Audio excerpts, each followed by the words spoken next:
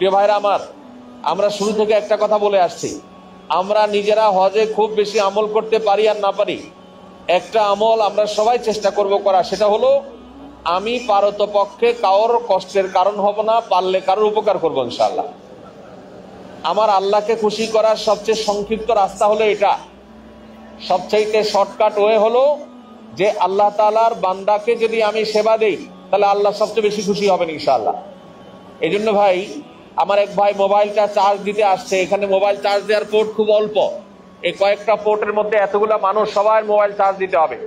এই জন্য আমরা যথাসম্ভব আন্তরিকতার সাথে একে অন্যকে গ্রহণ করবো ইনশাআল্লাহ। বোনদেরকে বিশেষভাবে বলতেছি যে আপনারা পরস্পর এক মায়ের পেটের বোনের মতো মিলেমিশে সুন্দর করে থাকেন, এবং আপনাদের ওখানে যদি কোনো পুরুষ লোক উঁকি মারতে চায়, কেউ যদি ওই যে আপনার তাঁবুর দরজা খোলার চেষ্টা করে, তাহলে সবাই মিলে সেটা বাধা দিবেন এবং নিষেধ করবেন, চুপ থাকবেন না। অনেকে আছেন বুঝেন না, তাদেরকে আমরা বুঝাইতে হবে। এবং আমরা নামাজের আগে বলছি, সেটা আবারও বলতেছি, মেহেরবানি করে মেয়েদের ওখানে কারোর স্ত্রী মা বোন থাকলেও দরজায় গিয়া সেটা খুলবেন না, বাহিরে দাঁড়ায় নাম ধরে ডাকবেন অথবা এখান থেকে ফোনে কল করবেন, এরপরে ফোনে বের করে এনে তারপর দুজন প্রয়োজনীয় কথা সারবেন ইনশাআল্লাহ। অনেকে আছে এখানে, আমরা দেখেছি গত বছর আমাদের সাথে এক চাচা ছিলেন, এই চাচার কথা বলা যাবে না, চাচা প্রতি 10-20 মিনিট পর পর একবার যায় চাচিরে ডাকে, ওখানে এমন ডাকে মানে পুরা তাবু গরম হয়ে যায়। পরে চাচাকে জিজ্ঞেস করলাম, চাচা দেশে যখন ছিলেন চাচির সাথে মহব্বত করার তো সময়ের তো অভাব ছিল না, মাশাআল্লাহ রিটায়ারমেন্টে চলে গেছেন, মহব্বত সবে মিনার ময়দানে নিয়ে আইছেন সাথে করে, 10 মিনিট 15 মিনিট পরে যায় উনি নাম ধরে, কি জানি নাম ছিল চাচির, নাম ধরে ডাকে চিৎকার করে। তো ভাই, আমরা প্রয়োজনীয় কথা তো 100 বার সারবো, কিন্তু এখানে অন্য অনেক মেয়েরা আছে, সেই জিনিসটা আমাদের খুব খেয়ালে রাখতে হবে মাশাআল্লাহ। তো যেটা বলছিলাম, আজকে মিনায় অবস্থান করাটা আমাদের সুন্নাহ। আজকের আমাদের ডিউটি কি? ডিউটি হলো 5 ওয়াক্ত নামাজ আদায় করা। কয় ওয়াক্ত নামাজ আদায় করা ভাই? 5 ওয়াক্ত নামাজ আদায় করা। এই 5 ওয়াক্ত নামাজ আদায় করার ডিউটিটা আমরা পালন করব। আর দ্বিতীয় ডিউটি হলো তালবিয়া পাঠ করতে থাকবো। তালবিয়া, লাব্বাইক আল্লাহুম্মা লাব্বাইক, লাব্বাইক লা শারীকা লাক লাব্বাইক, ইন্নাল হামদা ওয়ান নি'মাতা লাক ওয়াল মুলক লা শারীকা লাক। তালবিয়াটা আমরা বেশি বেশি করে পড়তে থাকবো। তালবিয়ার পাশাপাশি আরেকটা জিকির পড়বো, সেটা হলো তাকবীর। আল্লাহু আকবার, আল্লাহু আকবার, লা ইলাহা ইল্লাল্লাহ, আল্লাহু আকবার, আল্লাহু আকবার, ওয়ালিল্লাহিল হামদ। এই তাকবীর এবং তালবিয়া দুইটা আমরা থেমে থেমে থেমে থেমে থেমে বলতে থাকবো ইনশাআল্লাহ। বিনা প্রয়োজনে মোবাইল ঘাঁটাঘাঁটি, ফেসবুক ইউটিউব ঘাঁটাঘাঁটি এগুলো করে আমরা হজকে বরবাদ করব না। আমরা হজ করতে আসছি ভাইরা আমার, আমাদের পূর্বসূরীরা যারা ছিলেন, ইসলামের সোনালী যুগের স্বর্ণ মানবরা যারা ছিলেন, তাদের হজ তাদেরকে এমন ভাবে নাড়া দিত, তাদের ভেতরটাকে এতটা পরিবর্তন করত, তারা পাগল পরা হয়ে যেতেন।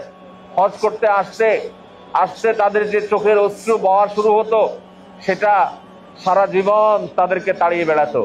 এবং এই চোখের অশ্রু, এই চোখের পানি আর থামতো না, এতটা আবেগ এই হজের সাথে জড়িয়ে আছে। আমরা অনেকেই হজকে সেভাবে অনুভব করি না। আমরা আসছি এখানে ফরমাল কিছু কাজ করে চলে যাব, জাস্ট এটাকে আমরা বাই ল, আইনগতভাবে হজটাকে পারফর্ম করে আমরা হয়তো চলে যাব। কিন্তু হজটাকে যদি আমরা ধারণ করতে পারি, তাহলে সেটাই হবে প্রকৃত অর্থে হজ। ভাইরা আমার, হজকে আপনি কতটা অনুভব করতে পারবেন, কতটা আপনার রুহানিয়াত হজের মধ্যে আসবে, আপনার ভেতর জগৎটা কতটা নড়ে চড়ে আসবে, আপনার জীবনটাকে কতটা স্পর্শ করবে, আপনাকে কতটা পরিবর্তন করবে, আপনাকে কতটা আল্লাহর নিকটবর্তী করবে, আপনার সাথে আল্লাহর কানেকশনটা কতটা ভালো হবে, এই জিনিসটা নির্ভর করে আপনার মধ্যে আকুলতা কতটা আছে, ব্যাকুলতা কতটা আছে, তৃষ্ণা কতটা আছে, আল্লাহ মুখিতা কতটা আছে, আল্লাহর দিকে আপনি কতটা ধাবিত হতে পেরেছেন, এটার উপর ডিপেন্ড করবে। একজন মানুষ ঠান্ডা পানি এটা সুপেয়, কিন্তু কখন সেটা? একজন মানুষ তার সর্দি লেগেছে, কাশি লেগেছে, ঠান্ডা লাগছে, তার কাছে সুপেয় পানি, ঠান্ডা শীতল পানি তার কাছে কখনো আরামদায়ক হয় না। ঠান্ডা শীতল পানি মানুষের অন্তরকে জুড়িয়ে দেয়, তাকে প্রচন্ড সুখ দেয়, শান্তি দেয়, পরিতৃপ্ত করে। কখন? যখন সে প্রচন্ড তৃষ্ণার্ত থাকে, যখন প্রচুর তৃষ্ণা থাকে, যখন ভয়ঙ্কর রোদের মধ্যে, কাঠফাটা রোদের মধ্যে সে পরিশ্রম করে এসে ঠান্ডা শীতল পানির গ্লাসে চুমুক দেয়, তখন তার পরিতৃপ্তির সর্বোচ্চ পর্যায়ে সে পৌঁছে যায়।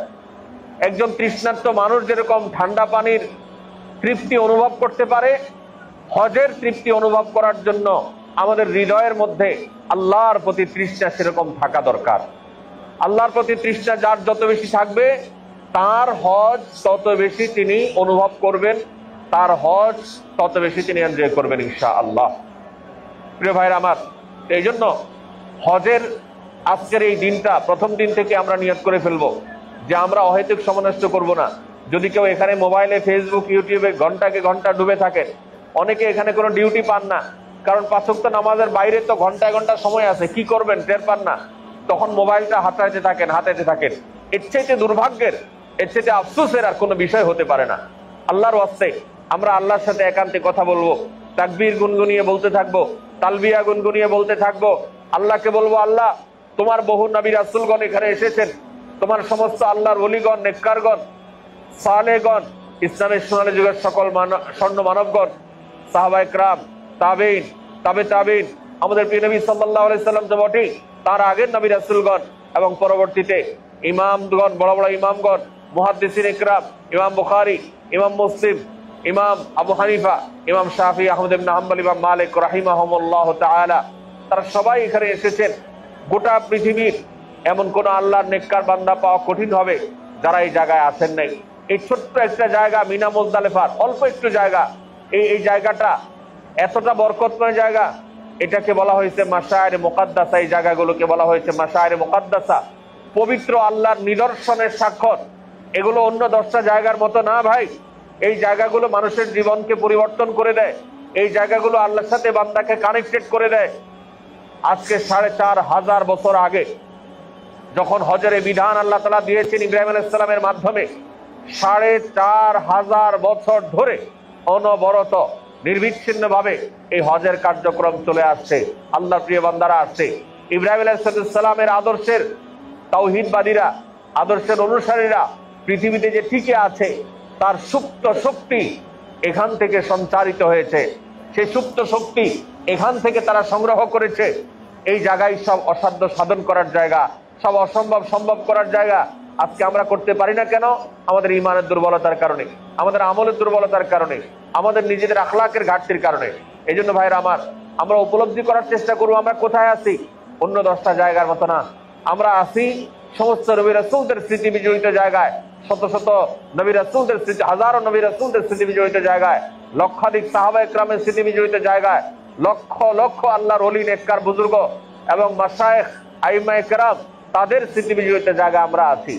এই জায়গার প্রতি আমাদের যে শ্রদ্ধা থাকা দরকার, সেই শ্রদ্ধার জায়গা থেকেও আমরা অহেতুক সময় নষ্ট করবো না, সময়গুলোকে কাজে লাগাবো। একটাই কাজ, বেশি বেশি তালবিয়া এবং তাকবীর পাঠ করতে থাকা। সেই সাথে একটু মাঝে মধ্যে চিন্তার জগতে ডুবে যান, আল্লাহর সাথে মনে মনে কথা বলেন। আপনি একটু ভাবতে থাকেন আপনি কোথায় এসেছেন, এই জায়গায় কারা এসেছেন। আপনি আমি সাদা শুভ্র পোশাক ধারণ করে আমরা আমাদের সেই সমস্ত পূর্বসূরি মনীষীদের সাথে সাদৃশ্য গ্রহণ করেছি, তাদের মতো হয়েছি। আমাদের ভেতরটাকে যেন আল্লাহ তাদের মতো করে দেন, সেজন্য আল্লাহর কাছে দোয়া করব, চোখের পানি ফেলবো। আল্লাহ আমাদের সবাইকে সে তৌফিক দান করুন। ভাইরা আমার, আমরা ইনশাআল্লাহ এখানে আজকের দিনটা এবং পরবর্তীতে আইয়ামে তাশরিকের যে দিনগুলো, অর্থাৎ ঈদের দিন রাত 11 তারিখ 12 তারিখ পুরো সময় আমরা ইনশাআল্লাহ যে থাকবো, এখানে আমরা আমলের মধ্যে থাকবো, দিনী প্রোগ্রামের মধ্যে থাকবো, এবং এর পাশাপাশি আমরা ইনশাআল্লাহ কোরআনের সহি করার জন্য কোরআন মস্কের আসর করবো ইনশাআল্লাহ।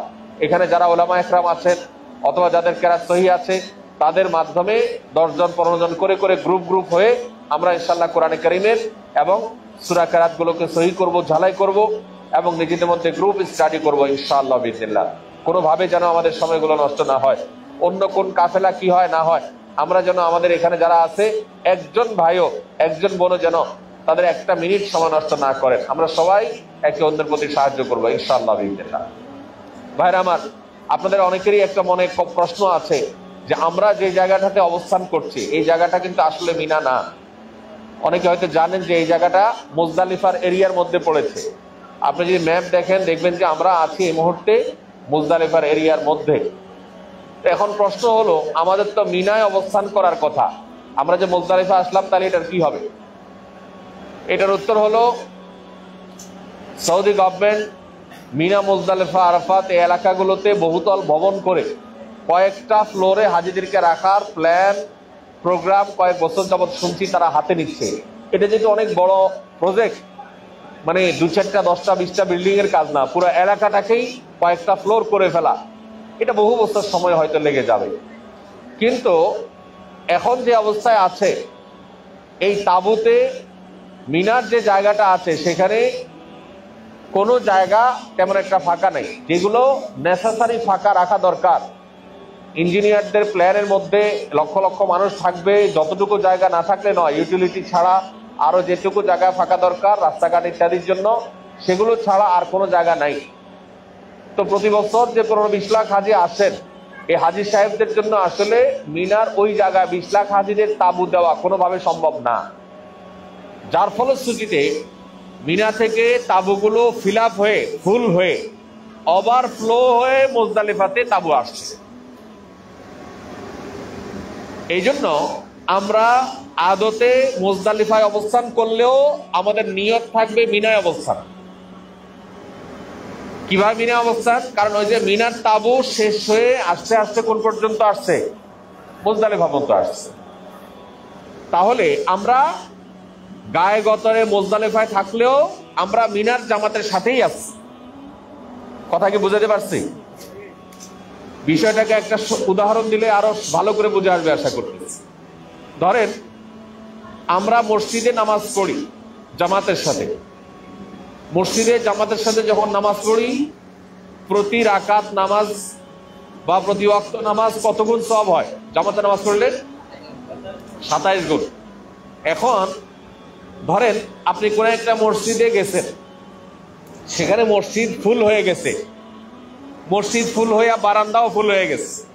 বারান্দা ফুল হওয়ার পর বাহিরে, মসজিদের বাহিরে কার্পেট বা বিছানা বিছায় সেখানেও মানুষ দাঁড়ায় গেছে। এখন যারা বাহিরে দাঁড়াইছে এরা কি মসজিদে আছে না মসজিদের বাইরে আছে?